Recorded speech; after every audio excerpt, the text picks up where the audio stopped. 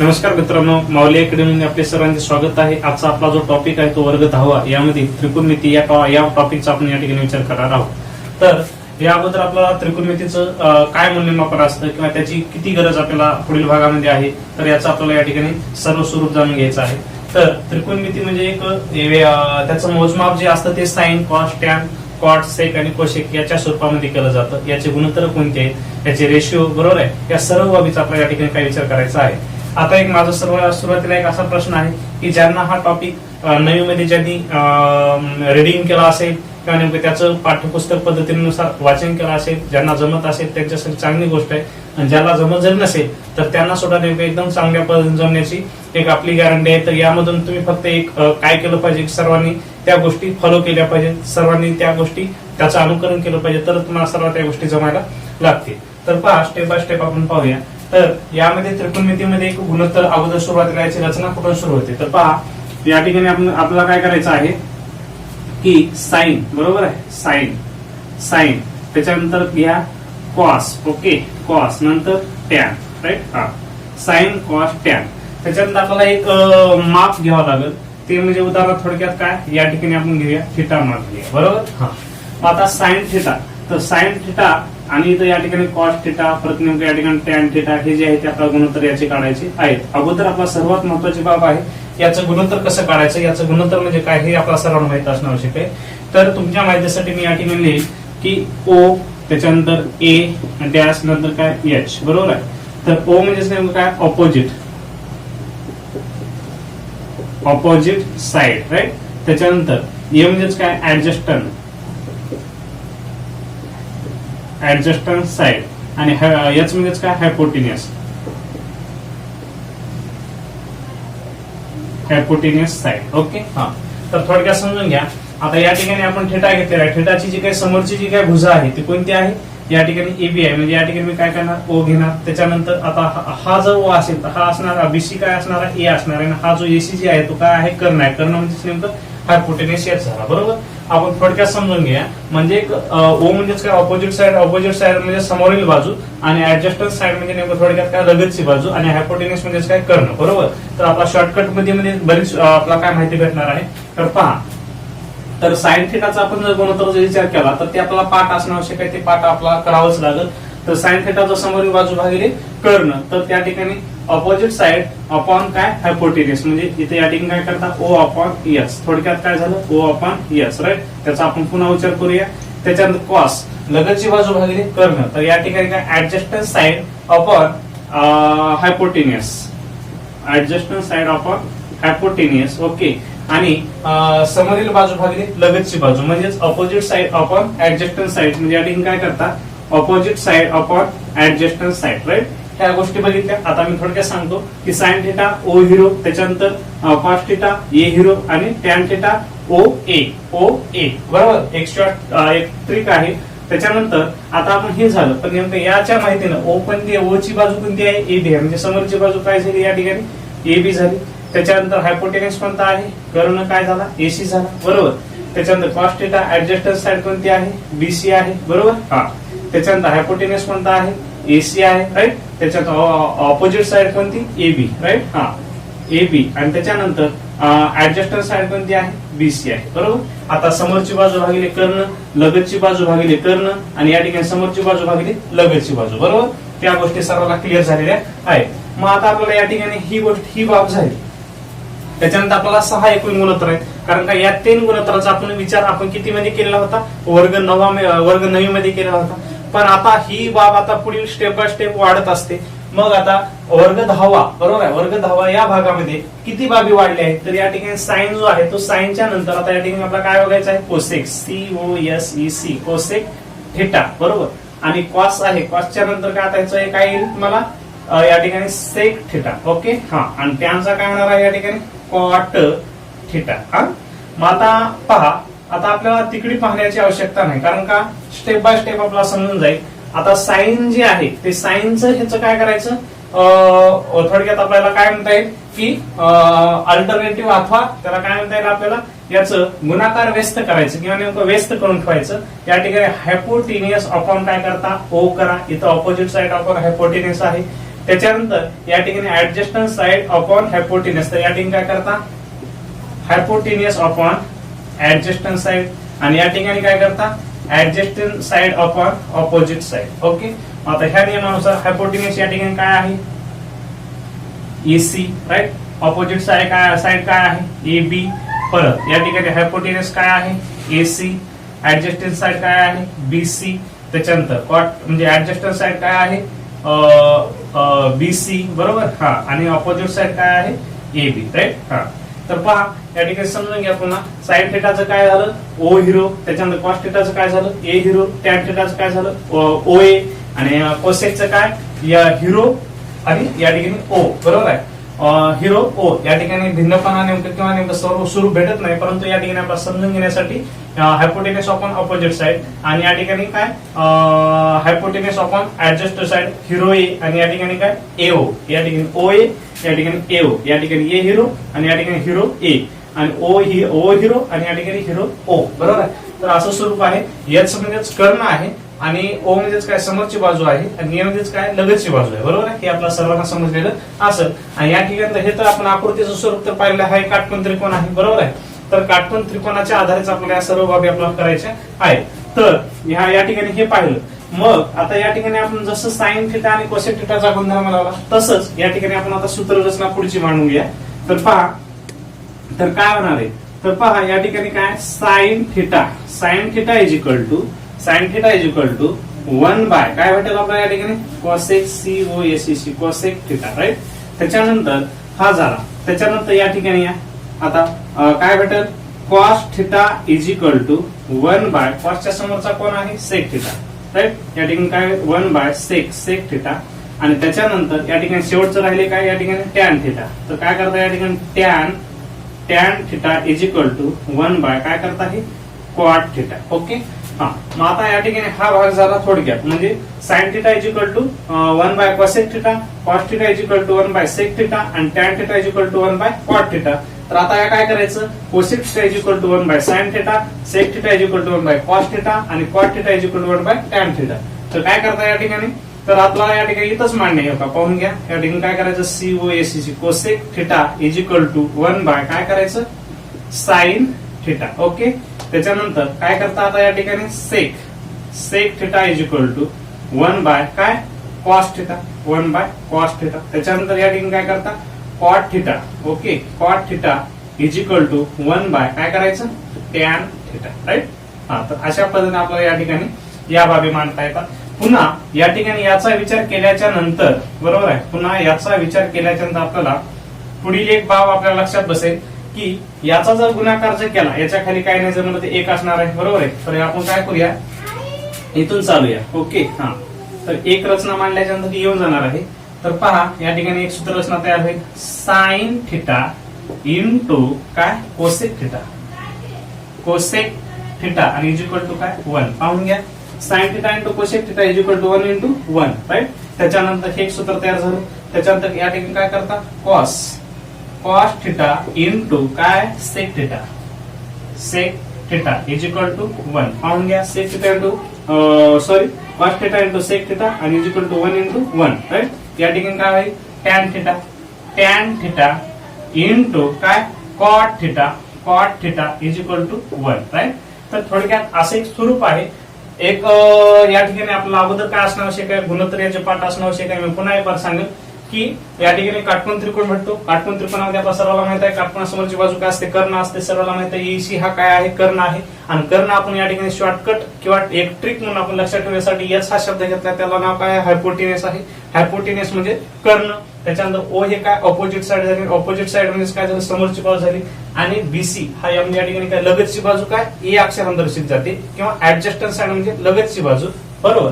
मग त्या नियमानुसार साइनचं काय झालं या ठिकाणी ऑपोजिट साइड अपॉन हायपोटेनियस, कॉसचं काय झालं ऍडजस्टंट साइड अपॉन हायपोटेनियस आणि tan theta is equal to काय opposite side upon adjacent side. कोसेकचं काय होईल हायपोटेनियस अपॉन ऑपोजिट साइड आणि या ठिकाणी सेकचं काय होईल हायपोटेनस अपॉन ऍडजस्टंट साइड आणि cot theta is equal to adjacent side upon opposite side, बरोबर आहे. तर आणि त्यानंतर याची जी रचना आहे साइन थिटाच्या विरोधात कोण आहे, कोसेक थिटा आहे. तर हे sine theta is equal to 1 by cosec theta या ठिकाणी लिहिलेलं आहे. आणि cos theta is equal to 1 by sec theta आणि tan theta is equal to 1 by cot theta. आणि पुन्हा आपण विचार मांडला cosec theta is equal to 1 by sine theta, sec theta is equal to 1 by cos theta, cot theta is equal to 1 by tan theta, right. ही मांडणी आली. आणि त्याच्यानंतर ही बाब तुम्ही इथलं घ्या अथवा इथलं घ्या, sine theta into cosec theta is equal to 1 by म्हणजे 1 इंटू 1 1 झाला, बरोबर. त्याच्यानंतर cos theta into sec theta is equal to 1, tan theta is equal to cot theta is equal to 1. तर एक असं याचं साधारण स्वरूप आहे. आणि पुन्हा आपण जर विचार जर केला की आता या ठिकाणी एक दुसरी एक बाब आहे लक्षात ठेवण्यासाठी, मी या ठिकाणी इथे एक सूत्र लिहिल. तर पहा आपला टॅन थिटा बरोबर आहे, टॅन थिटा बरोबर एक सूत्र आहे साइन थिटा भागिले काय करता हे कॉस थिटा, राईट. त्याच्यानंतर आता याच्या विरोधात जर विचार जर केला तर या ठिकाणी काय भेटणार आहे, cot theta is equal to याच व्यस्त करून घ्यायचं काय होईल, कॉस थिटा अपॉन काय साइन थिटा, राईट. तर आपला स्टेप बाय स्टेप याची सुद्धा रचना बघायची आहे. आपण वर्ग 9 मध्ये सुद्धा बघितलेलं आहे. हे झाले त्याचे साधारण स्वरूप झालं. आता त्रिकोणमिती नित्यसमानता पाठ आपल्याला असणं आवश्यक आहे त्याच्या आधारे. आणि जास्तीत जास्त आपला याचा वापर कशामध्ये, हे जे काही गुणोत्तर आहे त्या गुणोत्तराचा उपयोग करून आपल्याला याचा उपयोग म्हणजे या टॉपिक मध्ये याचा उपयोग आपला करायचा आहे. जर आपल्याला याचा स्क्रीनशॉट घ्यायचा असेल तर ते तुम्ही घेऊ शकता. तसेच आपल्याला या ठिकाणी त्रिकोणमिती गुणोत्तराची जी काही आपण मांडली किंवा गुणोत्तर जे काही आपण या ठिकाणी अगोदर आता बघितली, आता तसंच आपल्याला या ठिकाणी काही मापा असतात, त्या मापाचं देखील आपला गुणोत्तर काढायला हवं किंवा आपल्याला माहित असायला हवं. तर पहा या ठिकाणी आपला पॉईंट असा आहे 0 अंश 30 अंश 45 आणि 60 आणि 90, बरोबर आहे. यांची त्रिकोणमितीय गुणोत्तरे कशा पद्धतीने काढता येईल किंवा नेमकं ट्रायगोनोमेट्रिक रेशिओ, बरोबर आहे. तर याचं हे कशा पद्धतीने स्वरूप आहे या ठिकाणी आपण पाहूया. तर पहा आता ह्या ज्या बाबी आहेत यामध्ये नेमकं आपल्याला वेगळ्या पद्धतीने काढता येतं. आपला सर्वांना माहित आहे आपण ज्यावेळेस नेमकं समरूपता नावाचा जो काही टॉपिक बघत होतो त्यावेळेस नेमकं आपला त्याच्यामध्ये प्रमेय आलते की 30 अंश कोणासम बाजू कर्णाच्या किती पट असते, 60 अंश कोणासम बाजू कर्णाच्या किती पट असते आणि 45 अंश कोणासम बाजू कर्णाच्या किती पट असते, बरोबर आहे. हे आपला सर्वांना माहित आहे, मी मला सांगण्याची आवश्यकता नाही. पण याही पेक्षा आपण थोडं वेगळ्या पद्धतीने जर याचा विचार जर केला तर तेही देखील आपल्याला फार सोपं जाणार आहे. तर त्याला दुसरी एक ट्रिक म्हणून आपण त्याचा देखील आपण या ठिकाणी विचार करणार आहोत. तर पहा या ठिकाणी काय करायचं, सुरुवातीला या ठिकाणी पहा जे काही शून्य पासून संख्या लिहायची, 0 घ्या, नंतर काय घेता 1 घ्या, ओके, नंतर 2 घ्या, नंतर 3 घ्या, नंतर 4 घ्या, बरोबर. मग आता याचं जे प्रमाण आहे, आता हे 0 1 2 3 4 आपण संख्या घेतल्या, बरोबर आहे. मग आता आपल्याला या ठिकाणी काय करता येईल, तर प्रत्येक संख्येला काय करायचंय आपण की 4 न भागायचं आहे, बरोबर आहे. या ठिकाणी 1/4 0/4, या ठिकाणी 4, इथं सुद्धा नेमकं 4, इथं सुद्धा 4, हे सुद्धा 4, बरोबर. मग घेतल्याच्या नंतर आपला सर्वांना माहिती आहे आता हे जे काही 4चे 0 आणि 4 जे भाग आहे हे 0च्या पद्धतीत मोडल आणि हे दुसरा जो गट आहे 30 होईल आणि 2/4 जो आहे तो 45, 3/4 आहे 60 आणि 4/4 जो आहे ते 90, बरोबर आहे. यामध्ये प्रमाण मोठं जाणार आहे. तर पहा आता काय करायचं, हे झालं पहिल्या 1 2 3 4 म्हणजे सॉरी 0 1 2 3 4 ह्या घेते. दुसऱ्या स्टेप मध्ये काय केलं, प्रत्येक संख्येला 4 न भागण्यात आलं आणि तिसऱ्या स्टेप मध्ये काय करायचं, प्रत्येकाला वर्गमुळात टाकायचं, बरोबर. या ठिकाणी प्रत्येक संख्येला काय करायचं, वर्गमुळात टाकायचं, ओके. मग आता वर्गमुळात टाकल्याच्या नंतर प्रत्येक संख्येचं वर्गमूळ आपल्याला काढता आलं पाहिजे. तर पहा या ठिकाणी आपण वर्गमूळ काढून घेऊ, कारण का या ठिकाणी वर्गमूळ काढण्याचा प्रश्नच उद्भवत नाही. का तर 4 न 0ला भागायचे म्हणजे याचा डेफिनेटली नेमकं काय येणार या ठिकाणी 0 येणार आहे, बरोबर.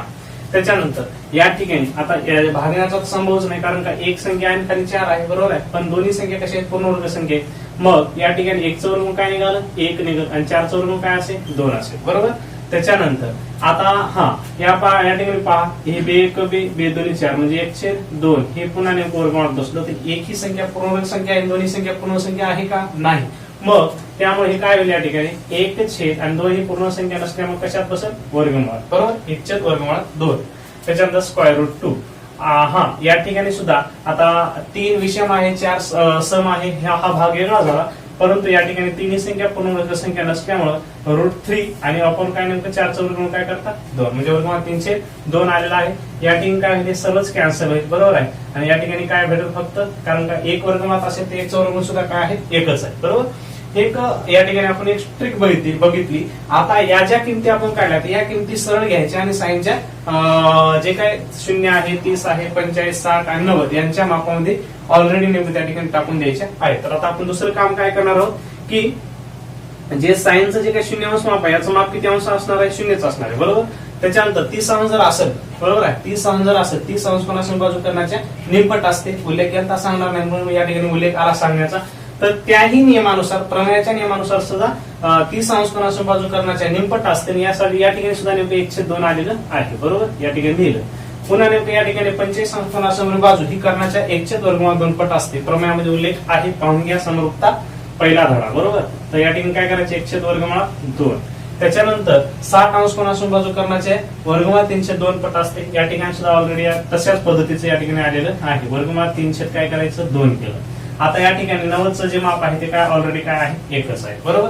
आता एक ह्याच्यामध्ये बाब अशी आहे, एक वेळेस काय करायचं, सूत्राच्या पद्धतीनं माहिती जे काय गुणोत्तराच्या किमती काढायच्या आणि दुसऱ्या बाजूला उलट्या स्वरूपात मांडणी करायची, ऑटोमॅटिक त्या ठिकाणी येऊन जातात. तर पहा आता काय करायचं, हे आपण सूत्राच्या पद्धतीने काढलं. आता जी ही मांडणी आहे नेमकं व्यवस्थित त्या उलटी मांडणी इकडून सुरुवात करायची, बरोबर आहे. इकडून म्हणजे इकडला जो शेवट आहे तो या ठिकाणी सुरुवातीपासून लिहायला सुरुवात करायचं. म्हणजे जसं आपण इकडे गेलो आता नेमकं उलट लिहिते, बरोबर. तर 5चं काय होणार आहे, या ठिकाणी 1 होईल. नंतर काय होईल, वर्गमुळात 3/2 होईल. पुन्हा नेमकं या ठिकाणी काय होईल, 1/वर्गमुळात 2. कारण का 45, 45 आणि 90 दोन कोणाचं माप 45, 45 असतं, एका कोणाचं माप 90 असतं. कारण का तिन्ही कोणाच्या मापाची बेरीज किती असते, 180 अंश असते, बरोबर. म्हणून या ठिकाणी सुद्धा 1/2 आणि या ठिकाणी सुद्धा 1/2. म्हणजे तुम्ही किती जरी गुणोत्तर काढले तर 45चं माप नेमकं तुम्हाला सारख्या स्वरूपात भेटणार, तर किमती चेंज होतील म्हणा. आता आपल्याला पाहिजेच, म्हणजे या ठिकाणी सुद्धा सारखंच आहे, या ठिकाणी सारखंच येणार, या ठिकाणी सारखंच येणार आहे, या ठिकाणी सारखंच येणार. आपण पाहूया. त्याच्यानंतर पहा, हा आता काय होईल, या ठिकाणी 1/2, बरोबर. त्याच्यानंतर या ठिकाणी काय आला, हा 0 आला. जर तुम्हाला याचा जर पडताळा जर पाहिजे असेल तर तुम्हाला आपल्याला या ठिकाणी साइन कॉस, ओके, या बाबा असं याच पद्धतीने लिहावं लागेल. आता या ठिकाणी आपला प्रश्न मी जे बोलतो ते या ठिकाणी लगेच लागलेच आता प्रश्न निर्माण झालेला आहे. बघा आता टॅनची किंमत काढायची आहे, बरोबर आहे. टॅनची किंमत काढायची आपल्यापाशी आपण सूत्ररचना आतापर्यंत बघितल्या की tan theta is equal to 1/cot theta बघितलं. पण आपला टॅनची काढायची आहे, कॉटची काढायची आहे. टॅनची माहित नाही आणि कॉटची सुद्धा माहित नाही. एकाची जर किंमत माहित असेल तर दुसऱ्याची किंमत आपण एकाच्या मदतीने दुसऱ्याची किंमत काढत असतो, बरोबर.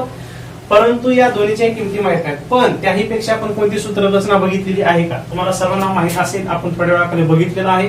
ते जे सूत्र आहे ते म्हणजे नेमकं या ठिकाणी tan theta is equal to या ठिकाणी काय बघितलं होतं, साइन थिटा, बरोबर आहे. साइन थिटा भागिले काय, कॉस थिटा, राईट. समोरची बाजू भागिले लगतची बाजू, म्हणजे कर्ण त्याचा काय होतो, कटला जातो, बरोबर आहे. आणि त्या ठिकाणी साइन आणि कॉस म्हणजे भाग वेगळा असेल पण नेमकं सूत्ररचना आता काय आहे, tan theta is equal to sine theta भागिले कॉस थिटा, बरोबर. मग आता पहा, साइनची किंमत आहे, कॉसची किंमत आहे. साइनची किंमत आहे, कॉसची किंमत आहे. आपण काढणार आहोत कशाची, टॅन थिटाची, बरोबर. मग आता या ठिकाणी 0 अंश असेल, 30 अंश असेल, 45 अंश असेल, जे माप आहे तेच माप घेतली जातील, बरोबर. मग आता पहा, या सूत्राच्या आधारे आपण आता काय करायचे, आपल्याला टॅनची किंमत काढायची आहे. वरच्या भागात काय आहे, 0 आहे, म्हणजे अवस्था कशी आहे, 0 भागिले काय, 1 आहे, बरोबर.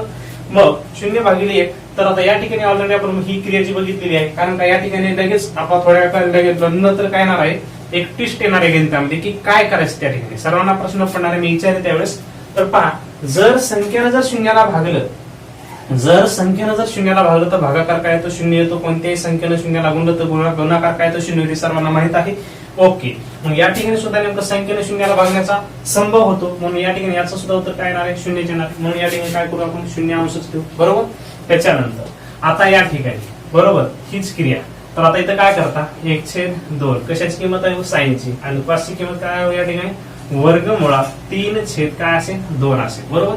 आता ह्या ठिकाणी मी सरळ सांगेल की या ठिकाणी हा 2 कटला, राहिलं 1/वर्गमुळात 3. बऱ्याच जणांना पटत नसेल हे कसं कटलं काय नाही, बरोबर आहे. काही जणांचा प्रश्न तसा असेल, काही जणांना समजत असेल, पण मी ज्यांना समजलं त्यांना आपण सांगण्याचं काम करेल. या ठिकाणी पहा, सर्वांना माहित असतं 1/2 भागिले 3 वाटतं हे काही 4 घ्या, बरोबर. तर याचा आपण सर्वांना माहिती आहे गुणाकार व्यस्त करून कसं लिहायचं, 1/2 हे भागिले गुणाकार व्यस्त करायचं, 4 वरी गेला 3 काय खाली आला, तर 4 1 4 बेत्रिक 6 झाले, बेदोरी 4 आणि बेत्रिक 6, बरोबर. हा भाग आपला करण्याचा वेगळा झाला, बरोबर आहे. म्हणजे या ठिकाणी मला काय सांगायचे, गुणाकार व्यस्त क्रिया करावी लागते. तर आपला गुणाकार व्यस्त क्रिया जी आहे ती कशा पद्धतीने करता येईल याचा देखील आपण या ठिकाणी विचार करूया. हे जे 1/वर्गमुळात 3 आले मी ती कसं आणेल, कारण का एक बारच सांगणार आहे आता आणि दुसऱ्या बारला याचा वारंवार नेमका उल्लेख केला जाणार नाही. म्हणजे फक्त एक बार क्रिया समजून घ्या. 1/2 जे आहे ते जशाला तसं घेऊन घेतलं.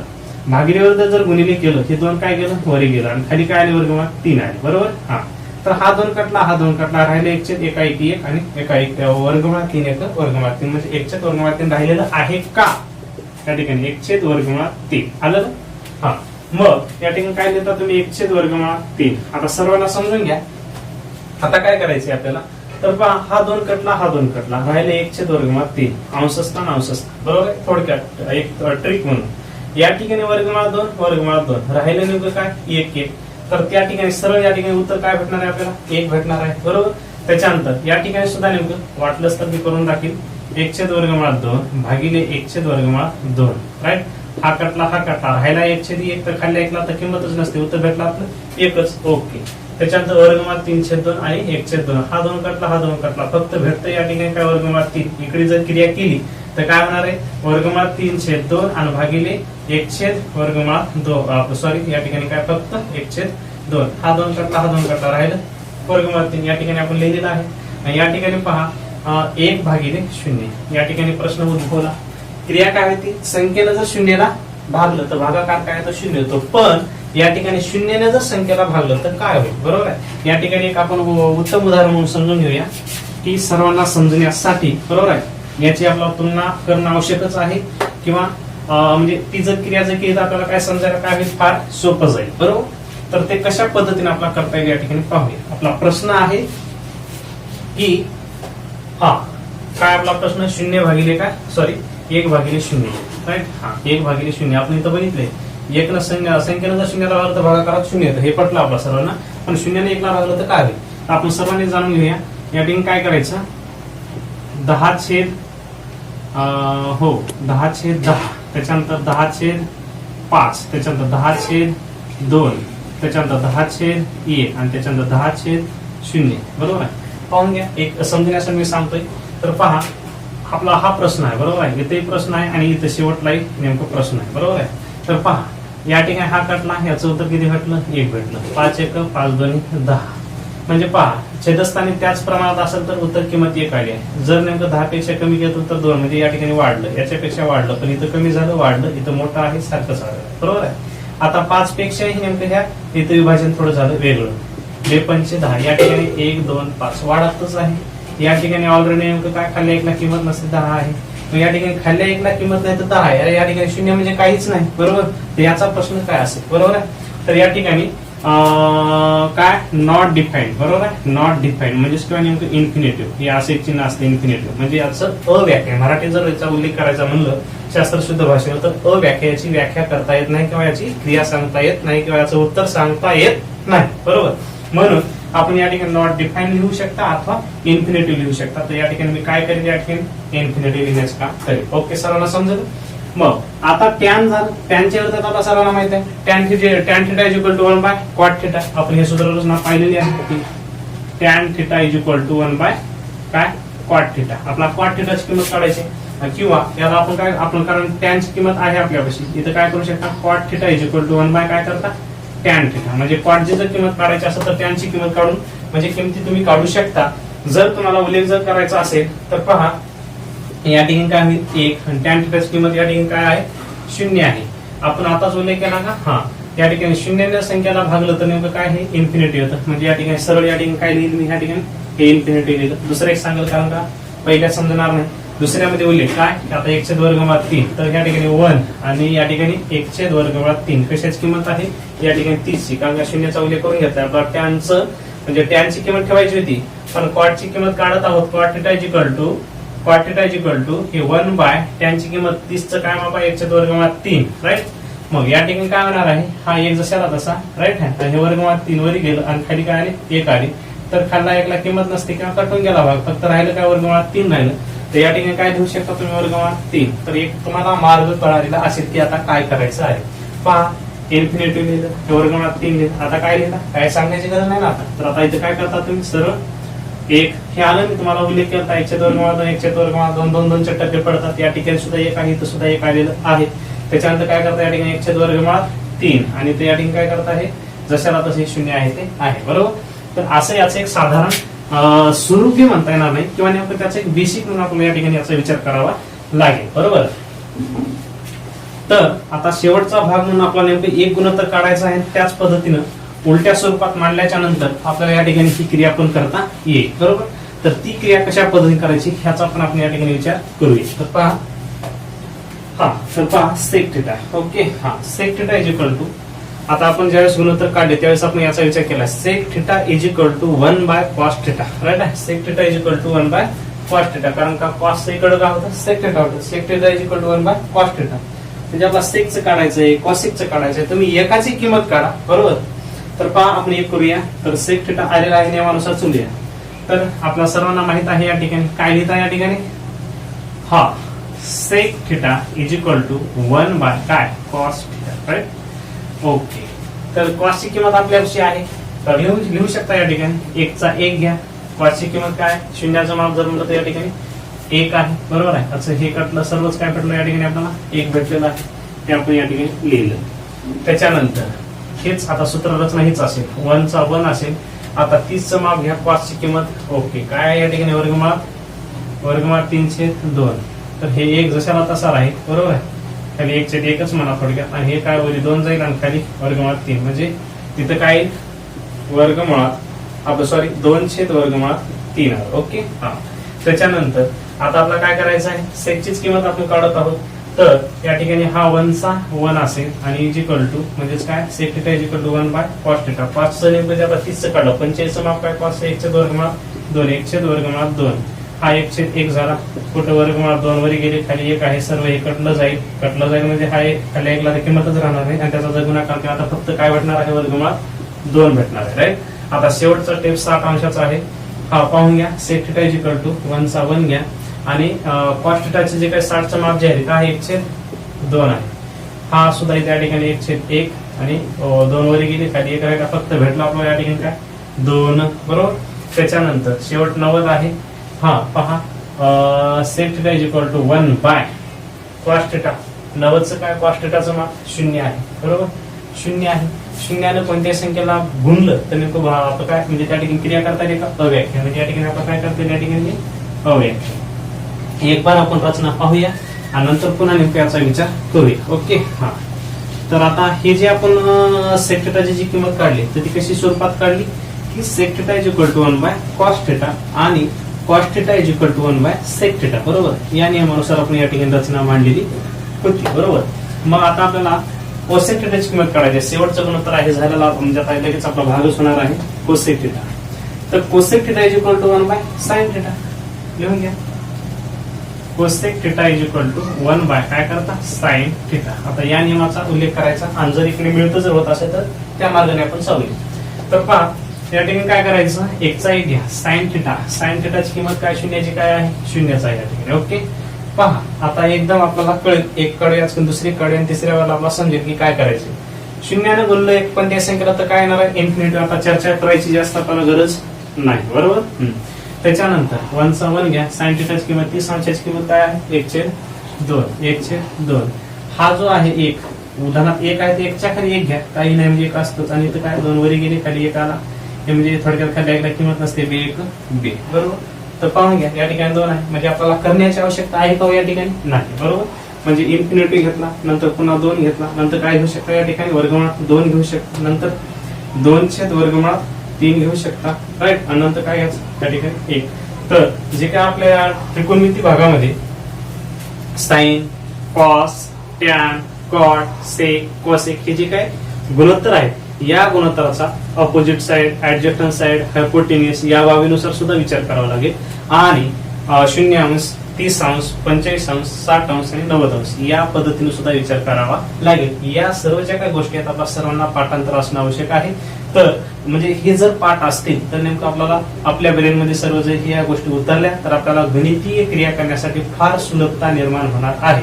म्हणजे ही गोष्ट सर्वांनी लक्षात ठेवायची, वारंवार याचा उच्चार करायचा, जेणेकरून नेमकं तुम्हाला हे 100% जमून जाईल. आणि अशी गोष्ट कोणतीही नाही की नेमकं तुम्हाला जमणार नाही. आपण प्रयत्न केल्याच्यानंतर 100% गोष्ट जमणारच आहे. आणि त्याच्यात आपण आपला जो विचार आहे तो पॉझिटिव्ह असू द्यायचा, म्हणजे सकारात्मक असू द्यायचा. जर तुम्ही निगेटिव्ह केला तर निगेटिव्ह विचारानुसार याच्या जवळ येणार नाही.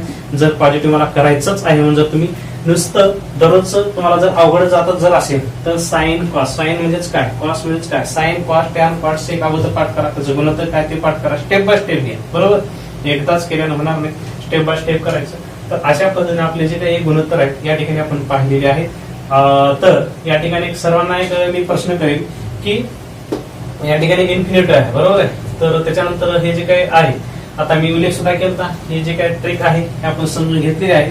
बर, आता त्रिकोणमिती नित्य समानता जे काय आहे, त्रिकोणमिती नित्य समानतेमध्ये एक असं एक सूत्ररचना आहे पहा की सॉरी या ठिकाणी काय, sine square theta plus cos square theta is equal to 1 किंवा 1. बरोबर आहे, हे एक सूत्ररचना आहे.